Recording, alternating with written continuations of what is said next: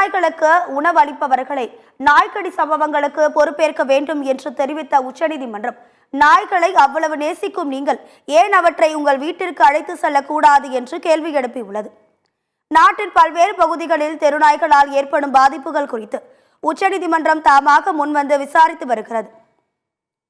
இந்த வழக்கில் கடந்த ஆண்டு நவம்பரில் பிறப்பிக்கப்பட்ட உத்தரவில் பொது இடங்களில் உள்ள நாய்களை பிடித்து கருத்தடை மற்றும் தடுப்பூசி செலுத்தி காப்பகங்களுக்கு மாற்ற வேண்டும், அவற்றை மீண்டும் அதே இடத்தில் விடக்கூடாது என்று உத்தரவிடப்பட்டது.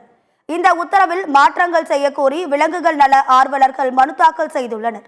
இந்த மனுவை உச்சநீதிமன்ற நீதிபதிகள் விக்ரம்நாத், சந்தீப் மேத்தா, ஆச்சாரியா ஆகியோர் அடங்கிய சிறப்பு அமர்வு விசாரித்து வருகிறது. இனி தெருநாய் கடியால் நாட்டில் ஏற்படும் உயிரிழப்புகள் அல்லது படுகாயங்களுக்கு அதிக நிவாரணத் தொகையை வழங்க மாநில அரசுகளுக்கு உத்தரவிட நேரிடும் என்று தெரிவித்த நீதிபதி விக்ரம்நாத், ஏனெனில் கடந்த 5 ஆண்டுகளாக தெருநாய்களை கட்டுப்படுத்தும் நடவடிக்கைகளை மாநில அரசுகள் முறையாக மேற்கொள்ளவில்லை என்று கூறினார்.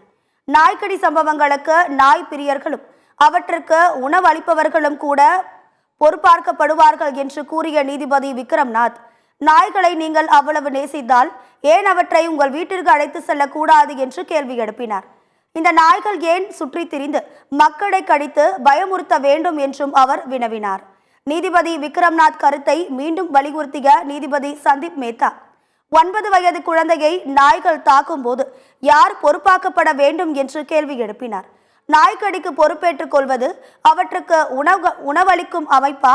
இந்த சிக்கலுக்கு நாய்கள் கண்களை மூடிக்கொள்ள வேண்டும் என்று நீங்கள் விரும்புகிறீர்களா என்று நீதிபதி சந்தீப் மேத்தா காட்டமாக தெரிவித்தார்.